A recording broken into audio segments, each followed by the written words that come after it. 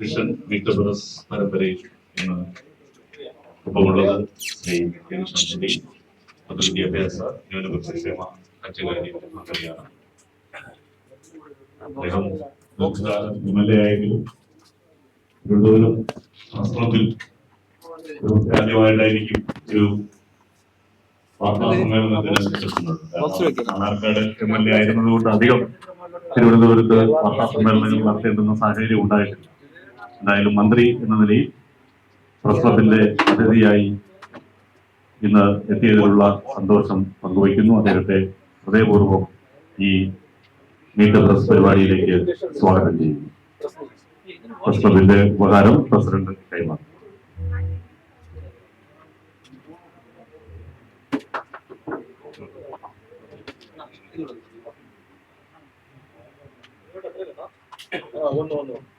Meet press ആരംഭിക്കും.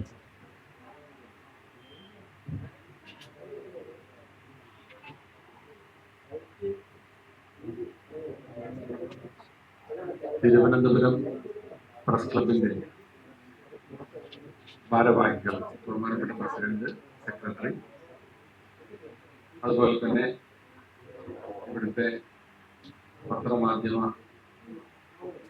പ്രവർത്തകരായ ബഹുമാന്യരായ സഹോദരി സഹോദരന്മാരെ, സുഹൃത്തുക്കളെ, തിരുവനന്തപുരം പ്രസ് ക്ലബ്ബ് നടത്തിക്കൊണ്ടിരിക്കുന്ന ഇങ്ങനെയുള്ള കൂടിക്കാഴ്ചകളിൽ ഇന്നേ ദിവസത്തെ ഈ പ്രോഗ്രാമിന് ക്ഷണിക്കുകയും നിങ്ങളുമായി ആശയങ്ങൾ പങ്കുവെക്കാൻ ഒരവസരവും ലഭിച്ചതിൽ ഏറെ ചാരിതാർത്ഥ്യവും സന്തോഷവുമുണ്ട്. പ്രത്യേകിച്ച് ഇന്നത്തെ ദിവസം ഞാൻ 2 ആഴ്ചയായി ചുമതലയേറ്റ വിദ്യാഭ്യാസ വകുപ്പിനെ സംബന്ധിച്ചിടത്തോളം ഏറെ പ്രാധാന്യമുള്ള ഒരു ദിവസമാണ് എന്ന് നിങ്ങൾക്കൊക്കെ അറിയാം. ഇന്ന് നമ്മുടെ സംസ്ഥാനത്തെ അധ്യയന വർഷാരംഭമാണ്.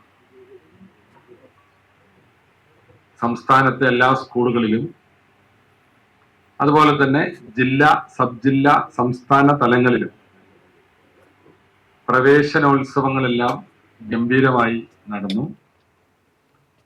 നമ്മുടെ കുട്ടികൾ വളരെ ആഹ്ലാദത്തോടും സന്തോഷത്തോടും ഇന്ന് വിദ്യാലയങ്ങളിലേക്ക് എത്തിയിരിക്കുകയാണ്.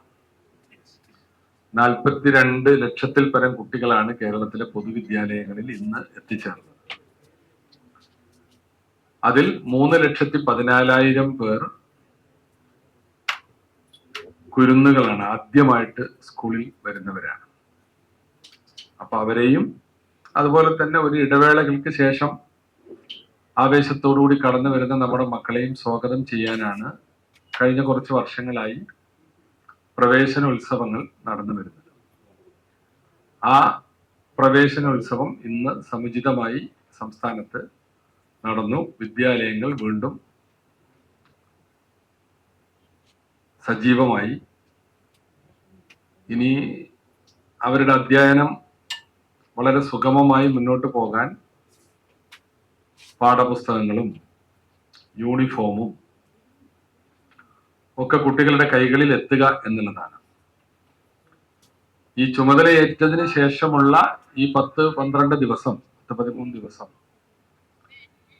ഏറ്റവും കൂടുതൽ ഇടപെട്ടതും പരിശ്രമിച്ചതും വിലയിരുത്തിയതും യോഗങ്ങൾ ചേർന്നതുമൊക്കെ ഈ കാര്യത്തിന് വേണ്ടിയായിരുന്നു.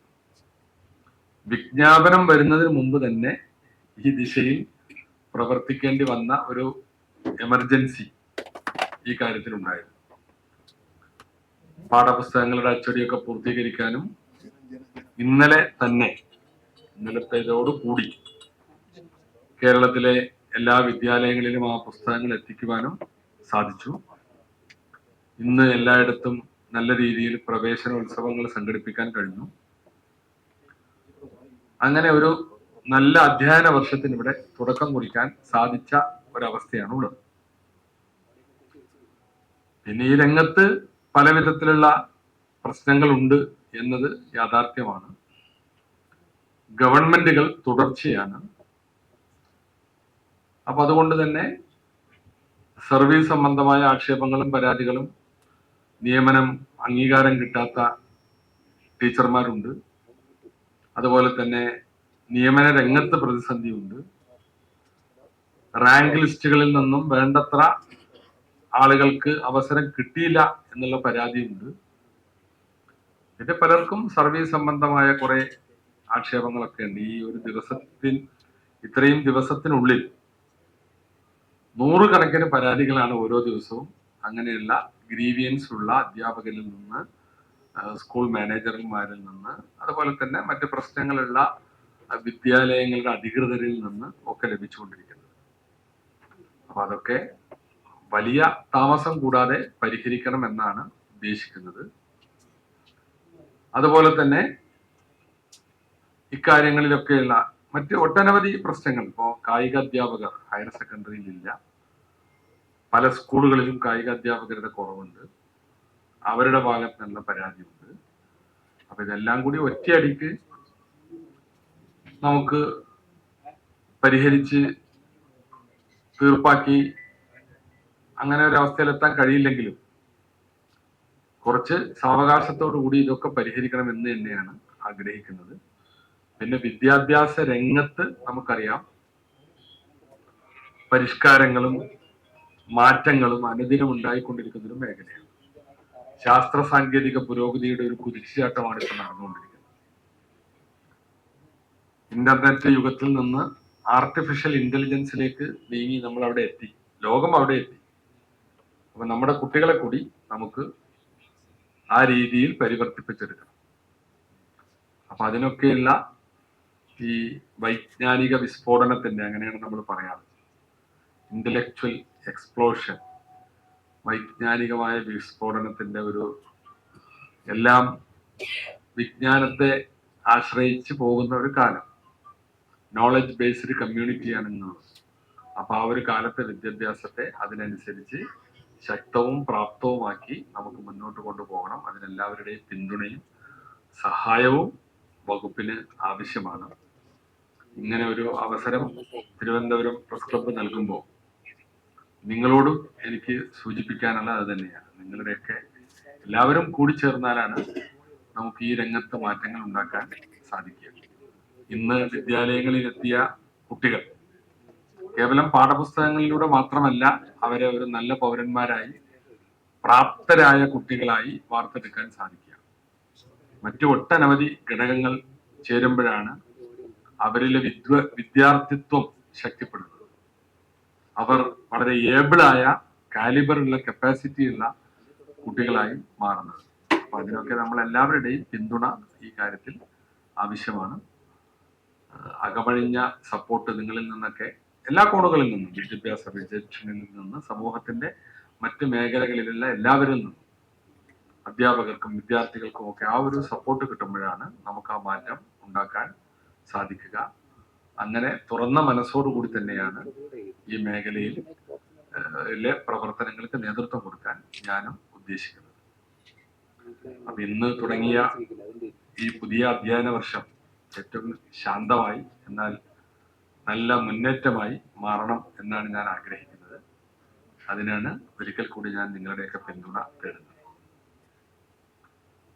ആമുഖമായി ഇത്രയാണ് പറയാൻ ഉദ്ദേശിക്കുന്നത്. ഇനി നമുക്ക് പരസ്പരം കാര്യങ്ങൾ പറയാം. ഈ മേഖലയുമായി ബന്ധപ്പെട്ട് പബ്ലിക്കിന് വേണ്ടി ദൂരീകരിക്കപ്പെടേണ്ട കാര്യങ്ങൾ, ചോദ്യങ്ങളൊക്കെ കുറച്ചൊക്കെ ആവാം.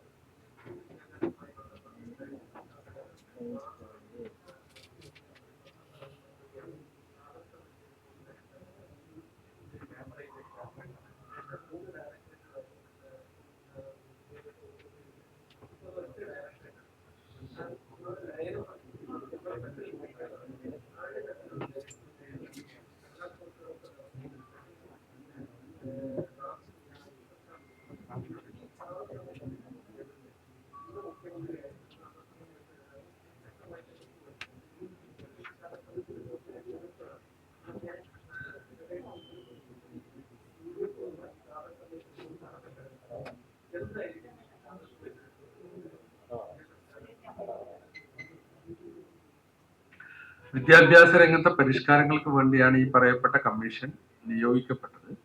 പക്ഷെ അതിന്റെ ശുപാർശകൾ വർഷങ്ങളോളം നടപ്പാക്കാതെ തന്നെയാണ് പോയത്. അപ്പൊ അതിൽ ചില കാര്യങ്ങൾ മാത്രമാണ് നടപ്പാക്കിയിട്ടുള്ളത്. അതിപ്പോ പെട്ടെന്ന് അതിലൊരു അഴിച്ചുപണി ഞങ്ങൾ ഉദ്ദേശിക്കുന്നില്ല. അത് ഏത് കാര്യത്തിലും ഒരു നിലവിലുള്ള ഒരു സിസ്റ്റം പെട്ടെന്നൊരു മാറ്റത്തിലേക്ക് വരുന്നില്ല. ഖാദർ കമ്മീഷൻ റിപ്പോർട്ടിലെ ചില ഭാഗങ്ങൾ മാത്രമേ കഴിഞ്ഞ ഗവൺമെന്റിന്റെ കാലത്ത് നടപ്പാക്കിയിട്ടുള്ളൂ. ഇപ്പോ ആ ഏകീകരണം പോലുള്ള സംഗതികൾ മാത്രം. ബാക്കി അതിൽ ഒരുപാട് റെക്കമെൻഡേഷൻസ് ഉണ്ട്. അതിൽ അപ്രായോഗികമായ ഒട്ടനവധി നിർദ്ദേശങ്ങളുണ്ട്.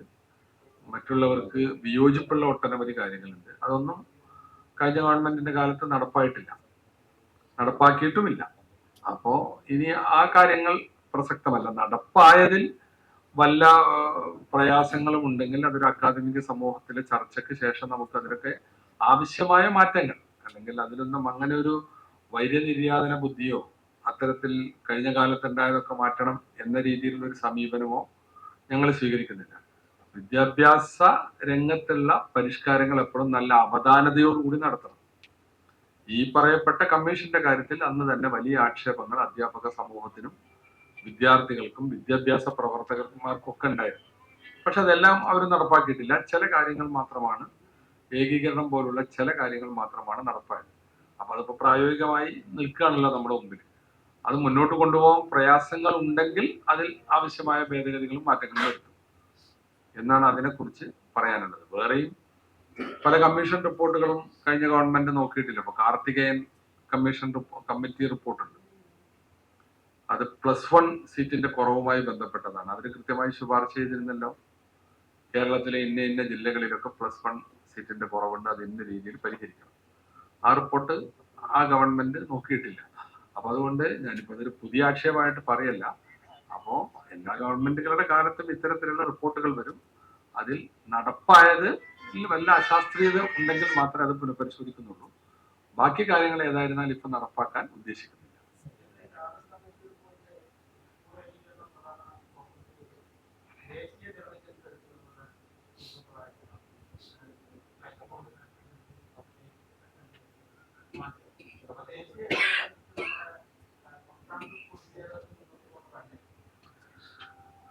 അല്ല, അത് ദേശീയ തലത്തിൽ ഒരു പാറ്റേൺ വരുമ്പോൾ അങ്ങനെ തന്നെയാണ് പോകേണ്ടത്. അപ്പൊ അതൊന്നും വിദ്യാഭ്യാസത്തിന്റെ കണ്ടന്റുമായുള്ള വിഷയങ്ങളല്ല. ഇപ്പൊ ഘടനയാണ്.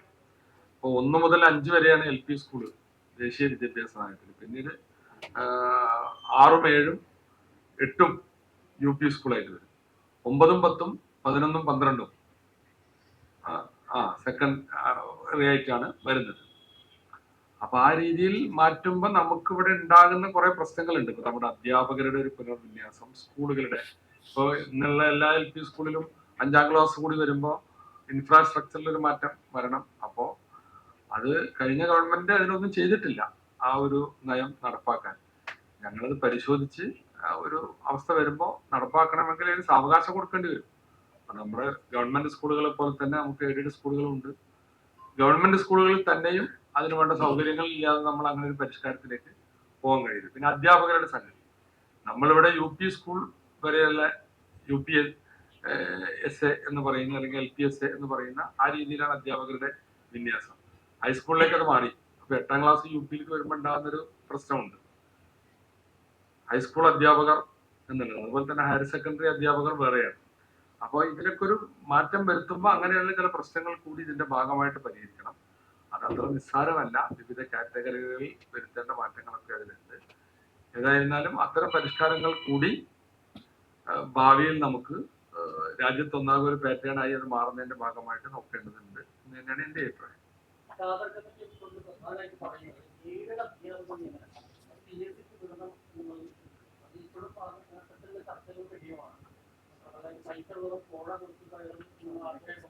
പിന്നോക്ക വിഭാഗങ്ങളിലുള്ള യോഗ്യതയുള്ള ആളുകൾക്ക് പണമില്ലെങ്കിൽ പറ്റാൻ പറ്റാത്ത അവസ്ഥ ഇത് പരിഹരിക്കേണ്ട വിഷയം തന്നെയല്ലേ?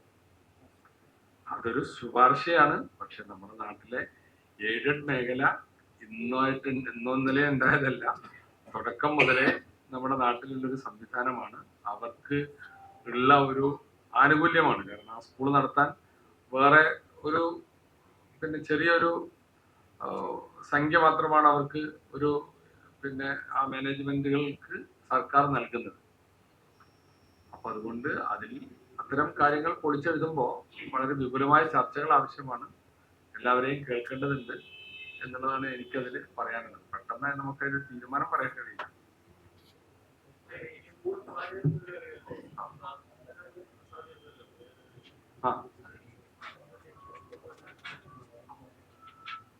അത് ഇപ്പൊ അതിന്റെ കൂടെ പ്രഖ്യാപിച്ച സംഗതികളൊക്കെ അടുത്ത മാസം മുതൽ, ഈ മാസം മുതൽ ജൂൺ 1 മുതൽ നടപ്പാക്കാനാണ് അന്ന് ക്യാബിനറ്റിൽ പറഞ്ഞത്.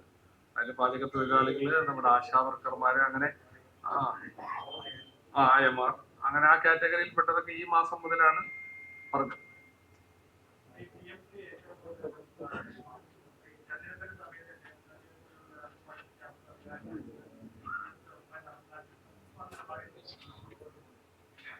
ഞങ്ങൾ അങ്ങനെ നിലപാടിന് പുറകോട്ട് പോയിട്ടില്ലല്ലോ. PM ശ്രീയോടുള്ള UDFന്റെ രാഷ്ട്രീയ നിലപാട് സുവ്യക്തമാണ്. ഇവിടെ ഇപ്പോഴുള്ള പ്രശ്നം എന്താണ്? ഗവൺമെന്റുകൾ തുടർച്ചയാണ്. കഴിഞ്ഞ ഗവൺമെന്റ് MOU ഒപ്പിട്ടു. അപ്പൊ അത് ഇനി എങ്ങനെ അതിന്റെ ഭാവി കാര്യങ്ങൾ എന്നുള്ളതാണ് ആലോചിക്കേണ്ടത്. കഴിഞ്ഞ ഗവൺമെന്റ് MOU ഒപ്പിട്ടു, ഫണ്ടും വാങ്ങി. അതിന്റെ പേരിൽ മുടങ്ങിക്കിടന്നിരുന്ന ഫണ്ട് വന്നു. അപ്പോ പിന്നെ എന്താ അവർ ചെയ്തത്? അന്ന് വിവാദമായപ്പോ ഒരു മെസ്സേജ് കൊടുത്തു, കെപ്റ്റ് ഇൻ അബയൻസ്, തൽക്കാലം എന്താ പറയാ, നിർത്തിവെക്കുക എന്നുള്ള ഒരു മെസ്സേജ് കൊടുക്കുക മാത്രമാണ് ചെയ്തത്. അതുകൊണ്ട് ആ കരാറിന്റെ ഭാവി എന്താണ്? ഏകപക്ഷീയമായ അതിലൊരു കക്ഷിക്ക് കരാറിൽ നിന്ന് പിൻവാങ്ങാൻ സാധിക്കുമോ? ഇതൊക്കെയാണ് നമ്മൾ പരിശോധിക്കേണ്ടത്. ഏതായിരുന്നാലും ഇന്ന് റിപ്പോർട്ട് സെക്രട്ടറി തന്നിട്ടുണ്ട്. ഞാനത് പരിശോധിക്കാൻ സമയം കിട്ടിയിട്ടില്ല. അപ്പൊ ഞങ്ങളത് പരിശോധിച്ച് UDFൽ ചർച്ച ചെയ്ത് വൈകാതെ തന്നെ ഞങ്ങളിതുമായി എന്താണ് ഇത് ചെയ്യാൻ പോകുന്നത് എന്നുള്ളൊരു പ്രഖ്യാപനം ഉണ്ടാവും.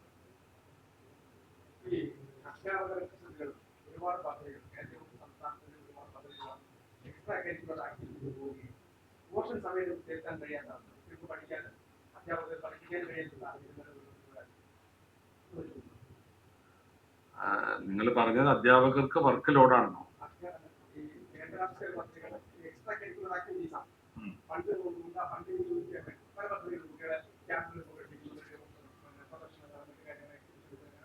ഒരുപാട് കാര്യങ്ങളിൽ മാറുന്നതോടുകൂടി സമയബന്ധിതമായി പോർഷൻ പൂർത്തിയാക്കാൻ കഴിയാത്ത അധ്യാപകർക്ക് പഠിക്കാൻ കഴിയാത്ത സാഹചര്യത്തിൽ മുന്നോട്ട് വരാൻ അതിനൊരു ക്രമീകരണം ഉണ്ടാക്കുക നിവൃത്തിയുള്ളൂ. കാരണം പഠനം എന്ന് പറയുന്നത് കേവലം നമ്മൾ പാഠപുസ്തകങ്ങളും പരീക്ഷയും മാത്രമല്ലല്ലോ. മറ്റ് വിധത്തിലുള്ള അറിവുകളും അനുഭവങ്ങളും കുട്ടികൾക്ക് ഉണ്ടാവാനാണ് ഇത്തരത്തിലുള്ള എക്സ്ട്രാ കരിക്കുലർ സംവിധാനങ്ങൾ വരുന്നത്. അപ്പൊ അത് പാടെ അവഗണിച്ച് പോകാൻ കഴിയില്ല. ഇത് രണ്ടും ക്രമീകരിച്ച് രണ്ടിനും നമുക്ക് സമയം ഉണ്ടാകണം. ഇപ്പൊ NCCയും NSSും സ്റ്റുഡൻസ് പോലീസും ഒക്കെ ഇതിന്റെ ഭാഗമായിട്ട് വരുന്നത് അതിന്റെ അതുകൊണ്ടുള്ള ഒരുപാട് ഗുണഫലങ്ങളുണ്ട്.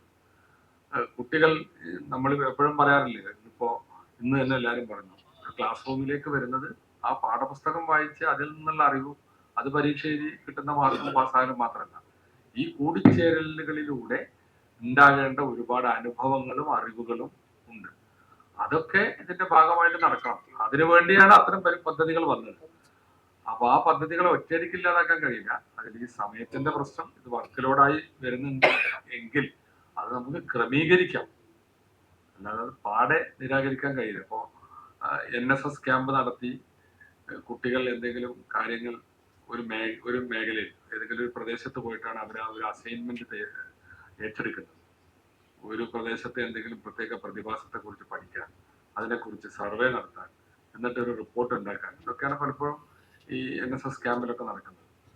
അതുപോലെ തന്നെ സ്റ്റുഡൻസ് പോലീസായി കുട്ടികൾ വളർന്നു വരുമ്പോൾ അവർക്കുണ്ടാകുന്ന ഒരുപാട് അവരിൽ കാണുന്ന ഒരു പ്രത്യേക അച്ചടക്കവും അതുപോലുള്ള നല്ല ഊർജ്ജസ്വലതയും കായികക്ഷമതയും ഒക്കെ ഉണ്ട്. അപ്പൊ അതൊന്നും നമ്മള് ഈ പാടെ വേണ്ട എന്ന് വെക്കാൻ കഴിയില്ല.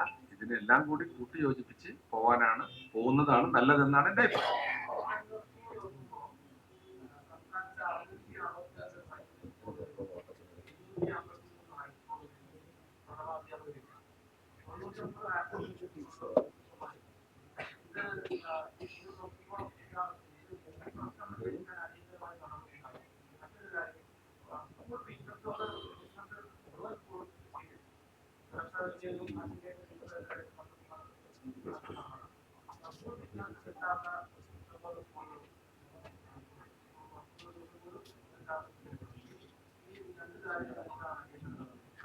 ഞാൻ ആദ്യമേ പറഞ്ഞു, ഈ ഗവൺമെന്റ് വന്നിട്ട് ഇന്നേക്ക് 2 ആഴ്ചയേ ആവുന്നുള്ളൂ. അപ്പോ വന്ന തൊട്ട് ഉടൻ ഞങ്ങളുടെ മുമ്പിൽ വന്നൊരു ഉത്തരവാദിത്തം തന്നെ സ്കൂള് തുറക്കുക എന്നുള്ളതായിരുന്നു. അപ്പൊ അതിലേക്ക് പാഠപുസ്തകം എത്തിക്കുക, പ്രവേശനോത്സവങ്ങൾ സംഘടിപ്പിക്കുക, ഇതെല്ലാം ചെയ്തു. എന്നാൽ ഈ പറഞ്ഞതുപോലെ പ്രൊമോഷൻ മറ്റും ഒക്കെയായി വേക്കൻസികൾ ഒഴിഞ്ഞു കിടക്കുന്നുണ്ട്. അതൊക്കെ അടിയന്തരമായി പരിഹരിക്കാനുള്ള നടപടി ഉണ്ടാവും. അതിലൊന്നും വലിയ കാലതാമസം ഉണ്ടാവില്ല. പിന്നെ അതുപോലെ സൂചിപ്പിച്ച ഫിറ്റ്നസ്, അതിലും ഒരു പ്രതിസന്ധി ഉണ്ടായിരുന്നു. കഴിഞ്ഞ കാലങ്ങളിൽ ഇറങ്ങിയ 2 സർക്കുലറുകൾ ഉണ്ടാക്കിയ പ്രശ്നമായിരുന്നു. അതായത് ഫിറ്റ്നസ് കൊടുക്കേണ്ടത് തദ്ദേശ സ്വയംഭരണ സ്ഥാപനങ്ങളിലെ അസിസ്റ്റന്റ് എഞ്ചിനീയർമാരാണ്.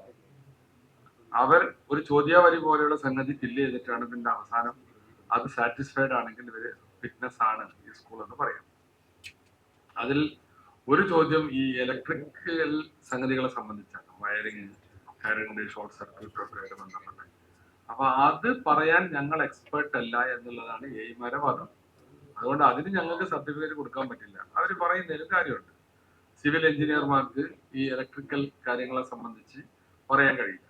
അപ്പൊ ആ ഒരു പ്രതിസന്ധിയിൽ ഇങ്ങനെ നിൽക്കുകയായിരുന്നു. അപ്പോഴാണ് ഞങ്ങൾ ഈ വന്നപ്പോൾ അടിയന്തരമായി യോഗം വെച്ചെടുത്ത് LSGD കാര്യം വിളിച്ചു. ഞാൻ തന്നെ വെച്ചൊരു നിർദ്ദേശം ഈ 9 ആണ്, കോളൻ നമ്പർ 9 ആണ്. അത് തൽക്കാലം മാറ്റിവെച്ച് ബാക്കി കാര്യങ്ങൾ എല്ലാം സിവിൽ നേച്ചറാണ്, അത് ഈ എഞ്ചിനീയർമാർ കൊടുക്കട്ടെ. ഈ 9ന്റെ കാര്യത്തിൽ ശരിക്കും സർട്ടിഫിക്കറ്റ് കിട്ടേണ്ടത് ഇലക്ട്രിക്കൽ എഞ്ചിനീയേഴ്സിന്റെ കയ്യിൽ നിന്നാണ്. അവരുടെ അവൈലബിലിറ്റി വളരെ കുറവാണ് എന്നാണ് അവിടെ റിപ്പോർട്ട് ചെയ്യപ്പെട്ടത്. അപ്പൊ അതുകൊണ്ട് ഒരു അപ്രൂവ്ഡ് വയർമാൻ, അത് നമ്മൾ സാധാരണ ഗവൺമെന്റ് കൊടുക്കുന്ന ഒരു ലൈസൻസ് ആണ്. ഈ സംഗതികൾ ചെയ്യാനുള്ള അറിവുണ്ട് എന്നുള്ളതിനുള്ള ഒരു അപ്രൂവ്ഡ് വയർമാൻ. ഈ അപ്രൂവ്ഡ് വയർമാനിൽ നിന്ന് 4 ദിവസം മുമ്പാണ് ആ യോഗം നടന്നത്. അപ്പൊ ഒരു മാസത്തിനുള്ളിൽ സ്കൂൾ അധികൃതർ വാങ്ങി വെച്ചാൽ മതിയെന്നും ബാക്കി കാര്യങ്ങൾക്ക് ഫിറ്റ്നസ് കിട്ടിയാൽ സ്കൂൾ 1-ാം തീയതി തുറക്കാമെന്നും തീരുമാനിച്ചു. കൂട്ടത്തിൽ ഇങ്ങനെ വയറിങ്ങുമായി ബന്ധപ്പെട്ട് ആക്ഷേപങ്ങളുള്ള സ്വിച്ച് ബോർഡ് തകർന്നു കിടക്കുന്ന, വയറെവിടെയെങ്കിലും തൂങ്ങി കിടക്കുന്ന, അങ്ങനെ ഡേഞ്ചർ ഉണ്ട് എന്ന് പ്രിൻസിപ്പൽക്കും PTA പ്രസിഡന്റിനും ഒരു പരിശോധനയിൽ ബോധ്യമായാൽ അത്തരം ക്ലാസ് റൂമുകൾ തുറക്കേണ്ടതില്ല. കാരണം നമ്മളിങ്ങനെ ഇതിലൊക്കെ ഉണ്ടാകുന്ന ഒരു പ്രതിസന്ധി അതാണ്. എന്നാൽ ചിലപ്പോൾ നല്ലൊരു ശതമാനം സ്കൂളുകളിൽ അതിലൊന്നും ഒരു പ്രശ്നം ഉണ്ടാവില്ല. ഇവിടെ സാങ്കേതികമായി സർട്ടിഫിക്കറ്റ് തരാൻ സിവിൽ എഞ്ചിനീയർക്ക് കഴിയില്ല എന്നുള്ളതാണ് പ്രതിസന്ധി. അപ്പൊ ആ ഒരു പ്രായോഗികമായ തീരുമാനമെടുത്ത് കൊടുത്തു. അതിന്റെ അടിസ്ഥാനത്തിൽ ഏറെക്കുറെ എന്ന് തന്നെ പറയാം ഫിറ്റ്നസ് ലഭിച്ചിട്ടുണ്ട്. ഇന്ന് സ്കൂളുകൾ ആ അർത്ഥത്തിൽ തുറക്കുകയും ചെയ്തിട്ടുണ്ട്. ഫിറ്റ്നസിന്റെ പ്രശ്നത്തിൽ എവിടെയും സ്കൂൾ തുറക്കാതിരുന്നിട്ടില്ല. ഞാനിപ്പോ TV-യിൽ 1-2 സ്കൂളുകളിൽ സ്കൂളിന്റെ കാലപ്പഴക്കം കാരണം ആലപ്പുഴയിൽ ഒരു സ്കൂളിന്റെ കാര്യം കാണിക്കുന്നത് കണ്ടു. അപ്പൊ അതൊക്കെ നമുക്ക് ഇടപെടേണ്ടതാണ്. ഈ പുതിയ കെട്ടിടങ്ങൾ ഈ കാലം ഇനിയും എങ്ങനെ ഇല്ലാതാവുന്നു എന്നുള്ളതാണ്. കാരണം കുറെ വിദ്യാഭ്യാസ വകുപ്പിന്റെ ഫണ്ട് കൊണ്ടും ഇതിന്റെ മുമ്പ് നടന്ന ചില പ്രത്യേക ഫോക്കസ് പദ്ധതികളിലൂടെയും MP MLA ഫണ്ട്, പഞ്ചായത്ത് ഫണ്ടുകളൊക്കെ ഉപയോഗിച്ച് ഇന്ന് പഴയ പോലെയല്ല നമ്മുടെ തദ്ദേശ സ്വയംഭരണ സ്ഥാപനങ്ങളുടെ നല്ല ഇടപെടലും ഉണ്ട്. കാരണം അവർക്കാണ് ഇപ്പൊ സ്കൂളുകളുടെ ചുമതല. LP സ്കൂൾ നമ്മുടെ പഞ്ചായത്തിന്റെ കീഴിലാണ്, സർക്കാർ LP സ്കൂൾ. അതുപോലെ തന്നെ ഹയർ സെക്കൻഡറി വരെയുള്ള സ്കൂളുകൾ ജില്ലാ പഞ്ചായത്തിന്റെ കീഴിലാണ്. അവരുടെ ഫണ്ടിന്റെ ഒരു വിഹിതം ഈ ഇതിന്റെ പ്രവർത്തനങ്ങൾക്കാണ് പോകുന്നത്. പിന്നെ ഈ SSK ഫണ്ട് ഇതൊക്കെ ഉപയോഗിച്ച് എല്ലായിടത്തും കെട്ടിടങ്ങളുണ്ട്. എന്നാൽ ഒറ്റപ്പെട്ട കെട്ടിടങ്ങളൊക്കെ പൊളിഞ്ഞു വീഴാറായ കണ്ടീഷനുകൾ ഉണ്ടാകാം. ഇന്നിപ്പോ ചാനലുകളിലൊക്കെ ആലപ്പുഴയിലെ ഒരു സ്കൂൾ കാണിച്ചിരുന്നു. അപ്പൊ അത്തരം സംഗതികൾ ഞങ്ങൾ ഇത്തവണത്തെ വിദ്യാഭ്യാസ വകുപ്പിന്റെ ഓൺ ഫണ്ടിൽ അതിനാണ് പ്രയോറിറ്റി കൊടുക്കുക. അവിടങ്ങളിലൊക്കെ പുതിയ കെട്ടിടങ്ങൾ ഉണ്ടാക്കാനുള്ള ശ്രമം ഉണ്ടാകും.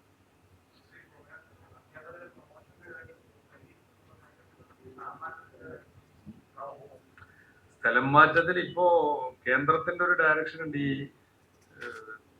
സെൻസസ് നടക്കുന്നത് കൊണ്ട് സെൻസസ് ഡ്യൂട്ടി ഉള്ളവരെ മാറ്റാൻ പാടില്ല. അപ്പൊ അതുമായി ബന്ധപ്പെട്ട് ചിലർ തന്ന നിവേദനത്തിൽ അവരുടെ പറയാം, ഒരേ ജില്ലയിലുള്ള ആളുകളാണെങ്കിൽ സെൻസസ് ആണെങ്കിൽ ഞങ്ങൾ ആ പ്രദേശത്ത് പോയി ചെയ്തോളാം, അതുകൊണ്ട് ഞങ്ങൾക്ക് അർഹതപ്പെട്ട ട്രാൻസ്ഫർ മാറ്റരുത് എന്നൊക്കെ പറഞ്ഞിട്ടുണ്ട്. അതും ഞങ്ങൾ അതിന് അങ്ങനെ ഒരു ക്രമീകരണം വെച്ച് മാറ്റാൻ കഴിയുമെന്ന് നോക്കാം. കാരണം ഇത് സെൻട്രൽ ഡയറക്ഷനാണ്. അത് പ്രകാരമാണ് അധ്യാപകരെ മാത്രമല്ല ആർക്കൊക്കെ സെൻസസ് ഡ്യൂട്ടി ഉണ്ടോ അവരൊക്കെ ട്രാൻസ്ഫറിൽ നിന്ന് ഈ ഒരു ഡയറക്ഷന്റെ പേരിലാണ് മാറ്റി നിർത്തിയിട്ടുള്ളത്.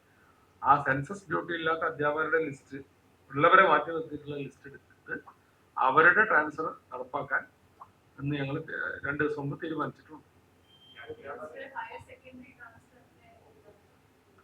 ഹയർ സെക്കൻഡറിയുടെ ട്രാൻസ്ഫറിന്റെ ലിസ്റ്റ് ഒക്കെ ആയിട്ടുണ്ട്. ചെറിയ ചില കാര്യങ്ങൾ കൂടി ക്രമീകരിക്കാനുണ്ട്. വൈകാതെ അതും വരും.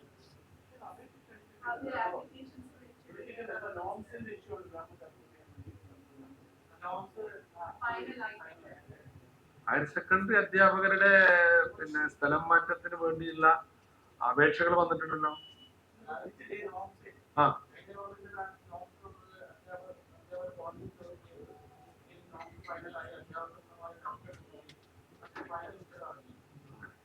എന്നോടതില് ഈ പറഞ്ഞ പോലെ അധ്യാപക സംഘടനകളെല്ലാം സമ്മതിച്ച് നമ്മളൊരു ലിസ്റ്റാക്കി വെച്ചിട്ടുണ്ട് എന്നാണ് ഹയർ സെക്കൻഡറിയിലെ ഉത്തരവാദിത്തപ്പെട്ട ആളുകൾ ആ കാര്യത്തിൽ പറഞ്ഞത്.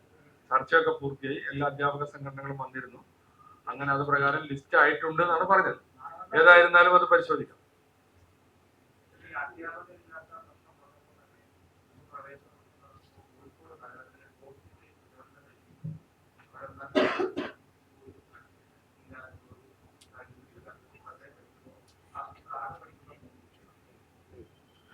അങ്ങനെയുള്ള ചില സ്കൂളുകൾ നമ്മുടെ സംസ്ഥാനത്തുണ്ട്. അപ്പൊ അതിനെ കഴിഞ്ഞ കാലങ്ങളിൽ ചില പ്രത്യേക പദ്ധതികൾ വെച്ച് സ്കൂളുകൾ ഡെവലപ്പ് ചെയ്ത് വന്നിട്ടുണ്ട്. എന്റെ മണ്ഡലത്തിൽ തന്നെ അന്ന് നമ്മൾ പിന്നെ ഇങ്ങനെ കുട്ടികളില്ലാത്ത ഈ അടച്ചുപൂട്ടൽ ഭീഷണിയിൽ ഉണ്ടായിരുന്ന സ്കൂളുകൾക്ക് ഒരു പ്രത്യേക പേരൊക്കെ ഉണ്ടായിരുന്നു. അത് ഇപ്പോ നല്ല തോതിൽ കുട്ടികളുള്ള സ്കൂളുകളായിട്ട് പിന്നീട് മാറിയിട്ടുണ്ട്. പല വിധത്തിലുള്ള ഇടപെടലുകൾ നടന്നതിനെ തുടർന്ന്. ഏതായിരുന്നാലും അത്തരം സ്കൂളുകളെ ആ രീതിയിൽ കൺവെർട്ട് ചെയ്ത് മാറ്റാനുള്ള ശ്രമം നമ്മൾ നടത്തും. താൽക്കാലിക അധ്യാപകർ 8-10 വിഷയങ്ങളിൽ താൽക്കാലിക അധ്യാപകരെ എടുത്തുകൊണ്ട് പഠിച്ചത് കാണാം. അങ്ങനെ അധ്യാപകർ ഇല്ലാത്ത വിഷയങ്ങളാണ് അവിടെ നിലവിലുള്ള പോസ്റ്റിൽ ആളില്ലാത്തത് കൊണ്ടാണ് ഈ താൽക്കാലിക അധ്യാപകരെ വെക്കുന്നത്. അങ്ങനെ വരാൻ പാടില്ല. കാരണം സർക്കാർ സ്കൂളുകളിലുള്ള ഏതെങ്കിലും നമ്മളിപ്പോ ഒരു അഡീഷണൽ ബാച്ച് കൊടുക്കും, അവിടെയൊക്കെ ആണെങ്കിൽ താൽക്കാലിക അധ്യാപകരെ വെക്കാം. അല്ലെങ്കിൽ ചില മേഖലകളിൽ അധ്യാപകർ വരാത്ത പ്രശ്നങ്ങളൊക്കെ ഉണ്ട്. ഇപ്പോ ഡിഫിക്കൽട്ട് റൂറൽ ഏരിയയിലൊക്കെ ചില സബ്ജക്റ്റിലെ കാര്യങ്ങൾ വെച്ചാൽ അവർ പോകാത്ത, പോസ്റ്റിംഗ് ഏറ്റെടുക്കാത്ത പ്രശ്നങ്ങളൊക്കെ ഉണ്ട്. അപ്പൊ അങ്ങനെയൊക്കെ ആകുമ്പോഴാണ് താൽക്കാലിക അധ്യാപകരൊക്കെ. എല്ലാം താൽക്കാലിക അധ്യാപകരാകുന്ന സർക്കാർ സ്കൂളുകൾ ഉണ്ടാവാൻ ഇടയില്ല. അത് പരിശോധിക്കാം.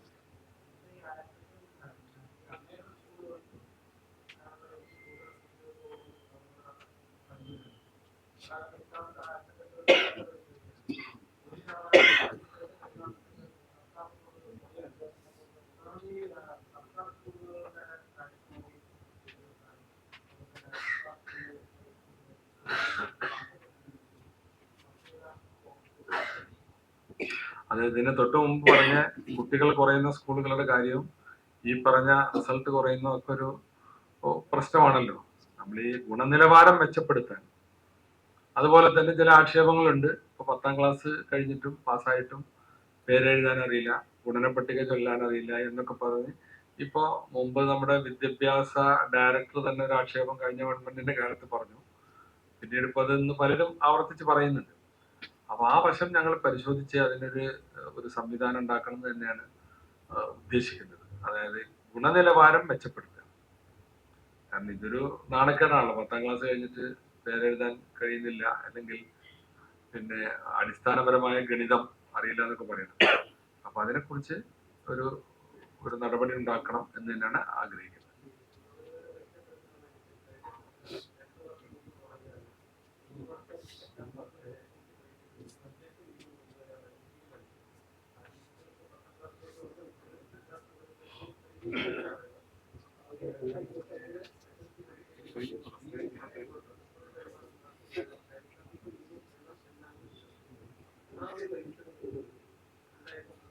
ഞാൻ പറഞ്ഞില്ലേ, എല്ലാ പരിഷ്കാരങ്ങളും ഒരു കൃത്യമായ ചർച്ചകൾക്ക് ശേഷമാണ് നമുക്ക് ഫൈനലൈസ് ചെയ്യാൻ കഴിയുക. ഇത് കഴിഞ്ഞ ഗവൺമെന്റ് നടപ്പാക്കിയിട്ടില്ല. ആ കാലത്ത് എടുത്ത തീരുമാനമാണ്, നമുക്ക് അറിയാവുന്ന കാര്യമാണ്. 8ഉം 9ഉം കഴിഞ്ഞ് എനിക്ക് തോന്നുന്നു ഈ 27 പരീക്ഷക്കാണ് 10ൽ നടപ്പാക്കേണ്ടത്. അത് ഞങ്ങൾ പരിശോധിച്ച് അത് എല്ലാവർക്കും ആ ഒരു അഭിപ്രായമാണ് ഉള്ളതെങ്കിൽ നമുക്ക് അങ്ങനെ തന്നെ പോവാം. അപ്പൊ കുറച്ചുകൂടി പിന്നെ ഗുണനിലവാരം അതുവഴി മെച്ചപ്പെട്ട് കിട്ടുമല്ലോ. അതിന് ഇത്തരം കാര്യങ്ങൾക്ക് ഒരു പഠനം ആവശ്യമാണ്. അപ്പോൾ അക്കാദമികമായി ആ രംഗത്തുള്ള അക്കാഡമിഷ്യൻസിന്റെ ഒരു സമിതി ഉണ്ടാക്കണം എന്നൊക്കെയാണ് ആലോചിക്കുന്നത്. വളരെ സമയമെടുക്കാന്നല്ല, കാരണം എന്ത് കാര്യത്തിനും അങ്ങനെ ഒരുപാട് സമിതികൾ വെച്ച് കാലം കടന്നു പോകുന്ന ഒരു സ്ഥിതിയുണ്ട്. അങ്ങനെ വൈകുന്ന സമിതികളല്ല ഇത്. വളരെ കൃത്യമായി, വളരെ സമയബന്ധിതമായി അതിനൊക്കെ ചില നിർദ്ദേശങ്ങൾ, എല്ലാവർക്കും സ്വീകാര്യമായ പ്രായോഗികമായ നിർദ്ദേശങ്ങൾ വെക്കാനൊരു സമിതിയെ വെക്കണമെന്ന് ആഗ്രഹിക്കുന്നുണ്ട്.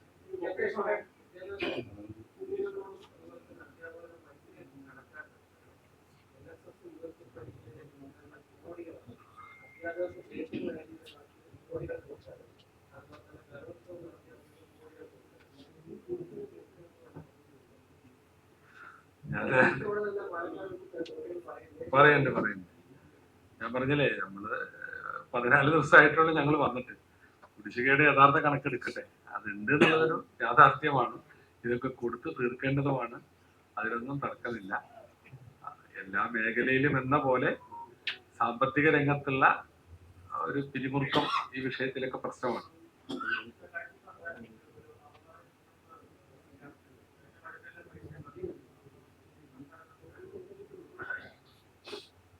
ഞാൻ പറഞ്ഞില്ലേ, കഴിഞ്ഞ സർക്കാരിന്റെ കാലത്തുള്ള എല്ലാ നല്ല സംഗതികളും ഈ ഗവൺമെന്റ് തുടരും. തർക്കവും പ്രതിസന്ധിയും പ്രയാസം ഉണ്ടാക്കുന്ന കാര്യങ്ങളിൽ മാത്രമേ വീണ്ടും വിചാരം ഉണ്ടാവുള്ളൂ. ഗവൺമെന്റുകൾ തുടർച്ചയാണ്.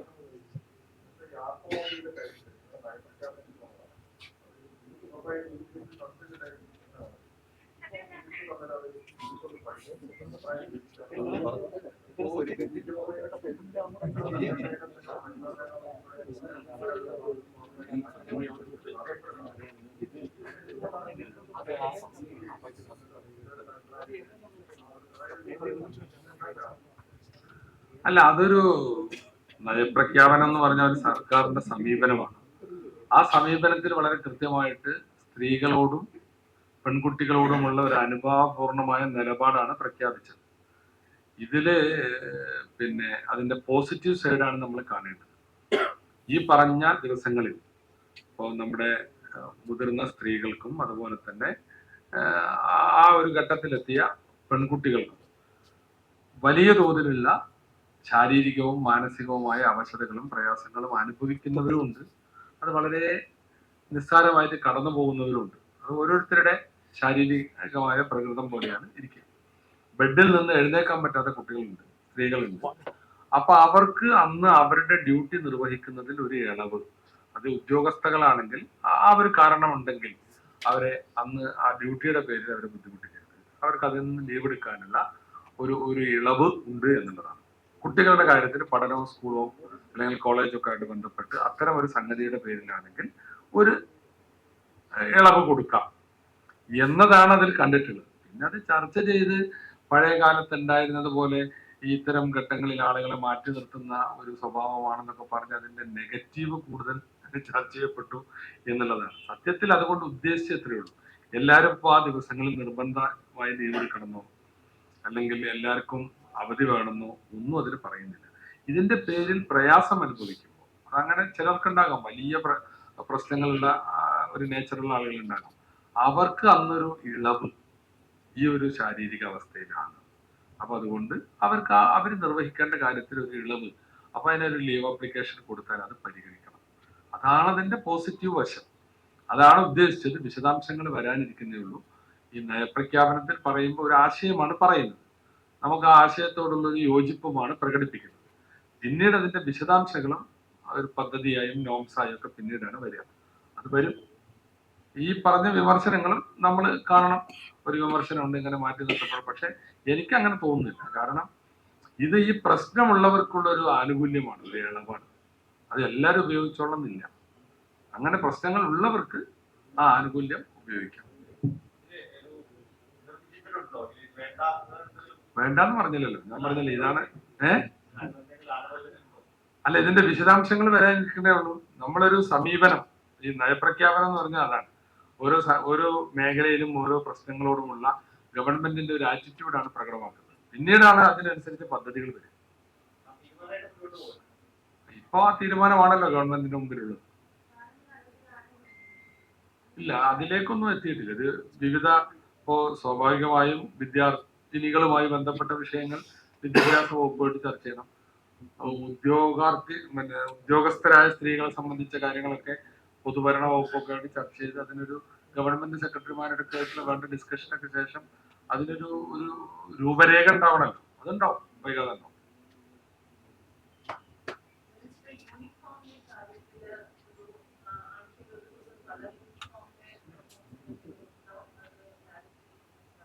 അല്ല, അങ്ങനെ ഒരു ആശയമുണ്ട്, കുട്ടികൾക്ക് അങ്ങനെ ഒരു ആവശ്യവുമുണ്ട്. അതും ഞങ്ങൾ പരിഗണിക്കും. ഞാൻ പറഞ്ഞില്ലേ, എന്തൊരു പരിഷ്കാരവും പ്രഖ്യാപിക്കുമ്പോൾ വളരെ ആവശ്യമായ ഒരു ചർച്ച വേണം. അതിനുശേഷം വ്യക്തിപരമായി ഞാൻ അതിനോട് യോജിക്കുന്നു. ഒരു ദിവസം അങ്ങനെ ഒന്ന് വരാൻ കുട്ടികൾക്കൊരു താല്പര്യമോ ആഗ്രഹമൊക്കെ ഉണ്ടെങ്കിൽ അത് നടക്കട്ടെ.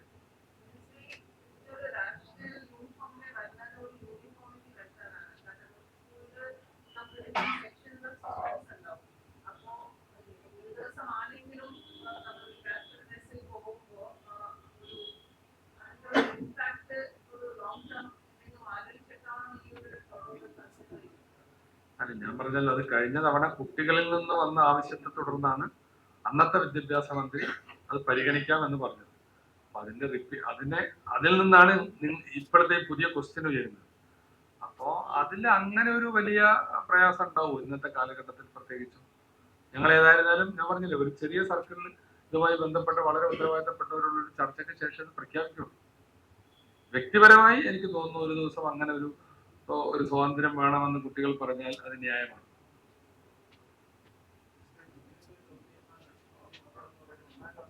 ഒന്നാം ക്ലാസ് ഇന്നത്തെ കണക്ക്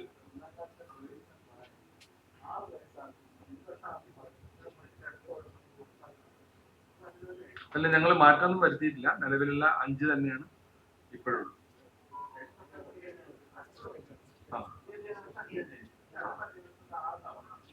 അടുത്ത അധ്യയന വർഷം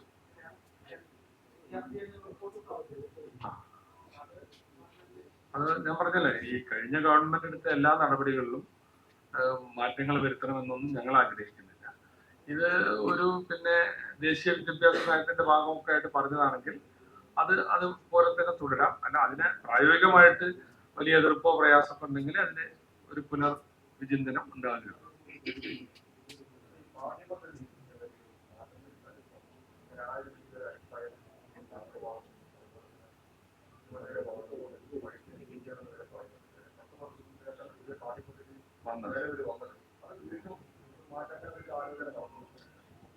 ഇപ്പൊ അങ്ങനെയൊന്നുമില്ല. പക്ഷെ ഞാൻ ഈ പറഞ്ഞില്ലേ, ഗുണനിലവാരത്തെ കുറിച്ച്, പാസ്സായ കുട്ടികൾക്ക് അടിസ്ഥാനപരമായ കാര്യങ്ങൾ അറിയാത്ത പ്രശ്നങ്ങളൊക്കെ നമ്മുടെ മുമ്പിലുണ്ട്. അതൊരു യാഥാർത്ഥ്യമാണ്. അപ്പൊ അതുകൊണ്ട് തന്നെ പാഠ്യപദ്ധതി പരിഷ്കരണം പൂർത്തിയായി വരുന്നേ ഉള്ളൂ. ഈ വർഷത്തോടു കൂടിയാണ് അത് 12ാം ക്ലാസ്സിൽ വരിക. ഇപ്പോ പാഠ്യപദ്ധതി പരിഷ്കരിച്ചിട്ട് അധികം ആയിട്ടില്ല. അതുകൊണ്ട് ആവശ്യമാണെങ്കിൽ മാത്രമേ ആ കാര്യത്തിൽ കൈവെക്കുക.